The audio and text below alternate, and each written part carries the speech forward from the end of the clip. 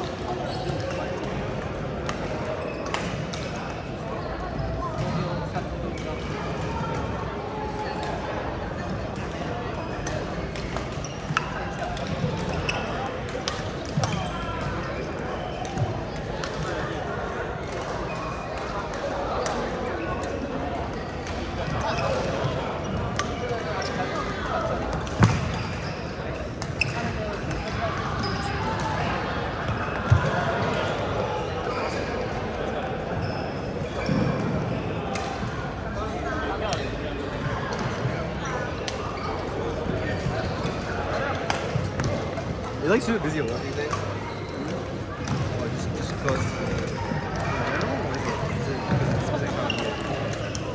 Busy every day. Like, what do? You go into work, like, and then what? What's the first thing you do? Walk in. And then what do you like? So you you start work. What does that look like?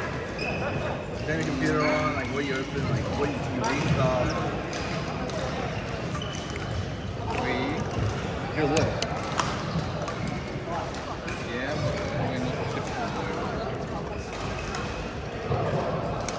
Like what? What do you have to read stuff and make sure like this shit's correct? Or what's being read? What's Basically, every time a company buys an opportunity, everything that I give applies to tax risk. So any situation where the buyer might have to pay tax, it's So what's a specific example? say a company has not paid its payroll in the last 3 years. Oh shit, dude. Wait, so like, I haven't put any of it to the last 3 years. Okay. If it's not sort of accounted for in the contract, Oh, then. the buyer, So when does that the mean? buyer inherits that company. They inherit that there. The risk was like there. No, that's the same thing. Okay. We basically do that exercise. Yeah. In a way, it's not like So do you decide what doctors you get, or does your manager or your senior we ask for massive list. and they provide you everything?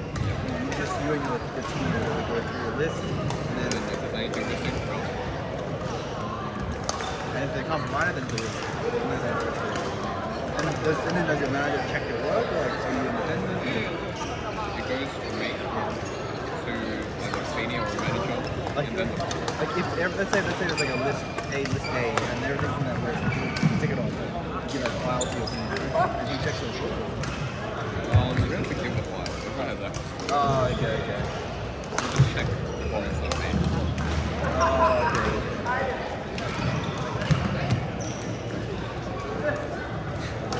The reason I said file handle is because for some reason in our office, they hate computers. We have a massive fucking filing system. This is legit. We have lease agreements from we have tax invoices from 2006 and 2003. People literally yell. Bro, the paper's literally yellow. Like, it's not even white. That's how old it is. And we have those kind of papers. We have, like, you know there's, like, those old filing cabinets? Doors? We have about, I don't know, like 30 of them in there. Just for lease agreements, tenancy agreements. For some reason, I think only recently they started, like once I changed positions in the company, when the tenant moves out, I do inspect to see if it is working.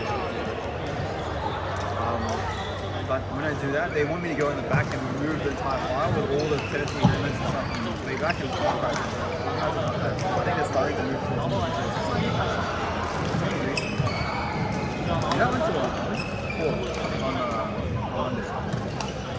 So, funny story. You know how, like, you know when you rent, you get from the 4 weeks. So your agreement with the landlord is that you will live in this property for 12 months. If you moved out earlier, you agree to pay a break fee. Depending on how long you have left in the agreement, the break fee goes to 4, 3, 2, 1. Some people don't want to pay that break fee, so what they do is they find another tenant to take over their lease. It's called a lease transfer. So the remaining tenant, so the second tenant, new tenant, will inherit the rest of the lease period basically. Right? But the thing is, the new tenant pays a new bond. And what the general idea is the new tenant inherits the condition report from the old tenant. So the old tenant says the place was fucking fantastic, nothing, no damage, all rules were perfect, like the whole unit's perfect, it's brand new. And then they give it to the new tenant in a completely shit condition. It's the new tenant's responsibility to restore that unit to the old condition. The initial condition, right? That's perfect. So there's like, that's the risk. That's like the extra downside of this.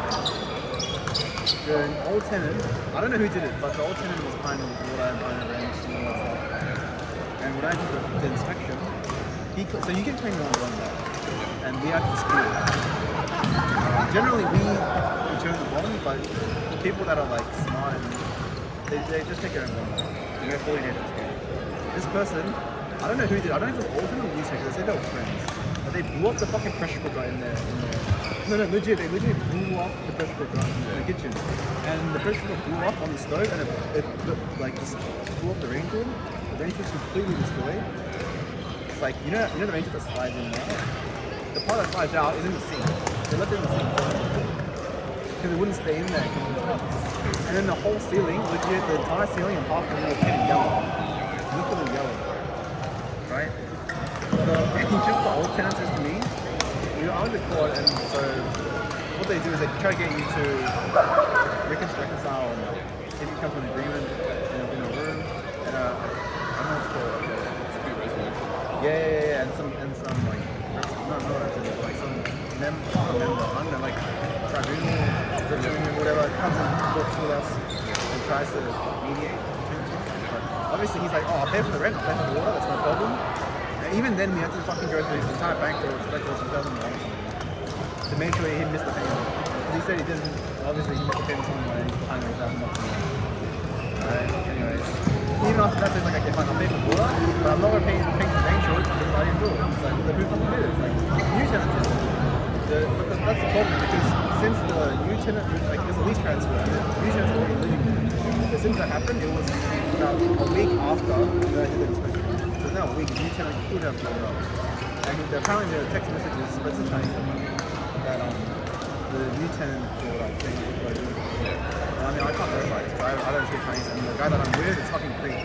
So he doesn't fucking, he can't read it. And the fucking, the court member's like, I think you have interpreters and translators. But he's like, I'm not paying for the range hood. And then he goes to me when we exit the country. So we have a full hearing in about 2 weeks, 2 months. We look at some of the evidence and all that. He's like, you know, the range is not even broken. And I'm like, you see the photos, bro? And he's like, you're not a technician, I'm not an electrician either. I can't make that claim. And I'm like, bro, you don't need to be an electrician to go to this. I can show him the photos. And the range is near the filters, it's like fucking bent and shit. Bro, these guys arguing that it's not broken. He's like, oh, it wasn't working when we moved in there. I'm like, fuck off, man. Like, chill.